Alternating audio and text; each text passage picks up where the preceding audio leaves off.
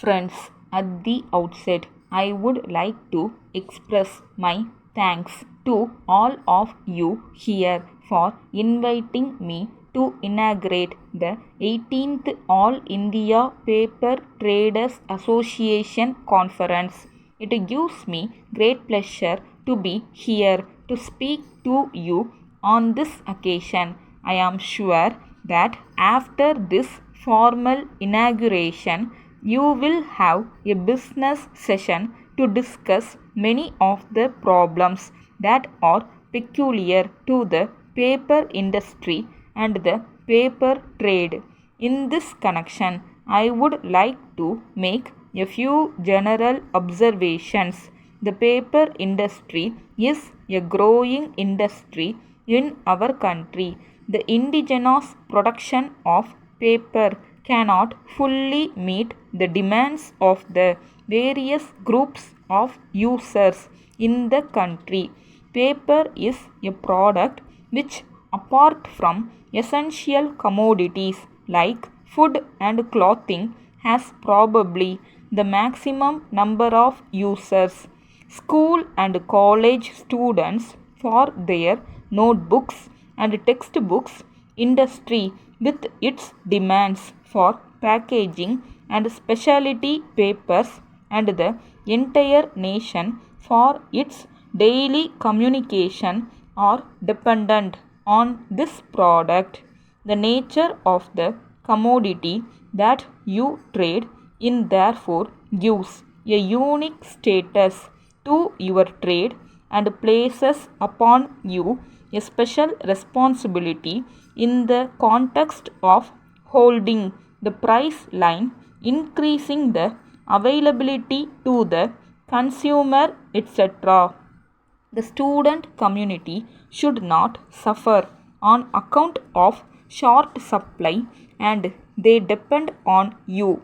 In 1974, there was an acute shortage of white printing paper in the country and a production control order was issued to make available white printing paper to the educational institutions and government.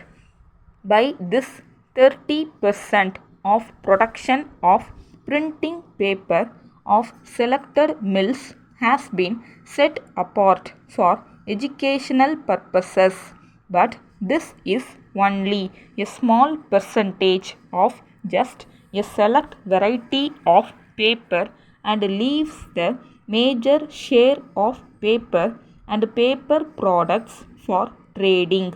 It is in respect of this major share of paper that you have to be vigilant and by holding the price line help the government to contain inflationary tendencies.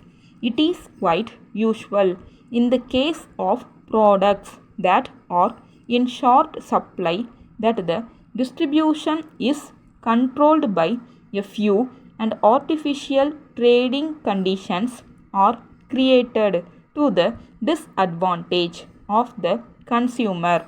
I am sure this association will ensure that such practices do not occur.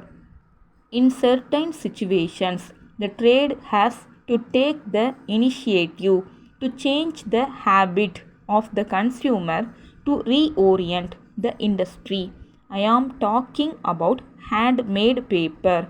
This paper is made in small quantities in the cottage industries sector, but to that limited extent, it provides employment in the rural and urban areas.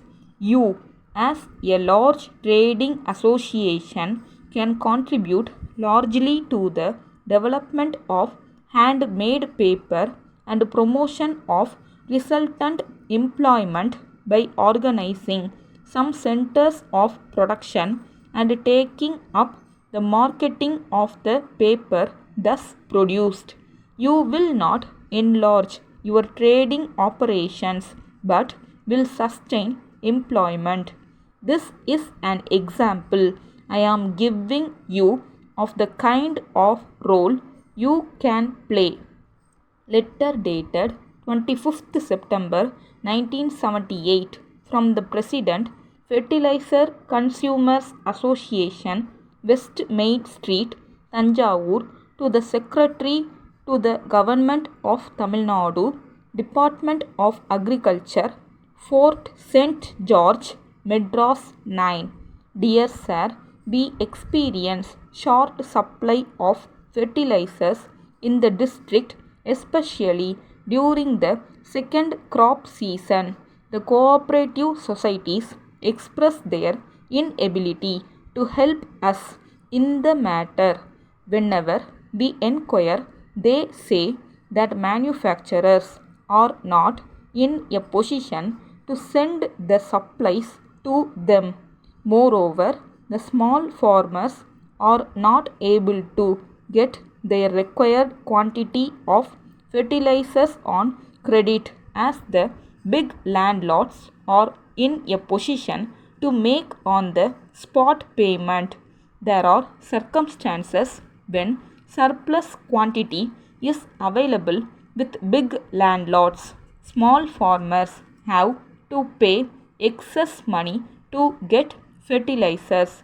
This society is formed to cater to the needs of small farmers whose holdings do not exceed 5 acres, and majority of our members belong to the scheduled caste and backward community. Therefore, we are confident that the government will do their best in ensuring prompt and timely supply of fertilizer to the cooperative societies and liberalize credit facilities.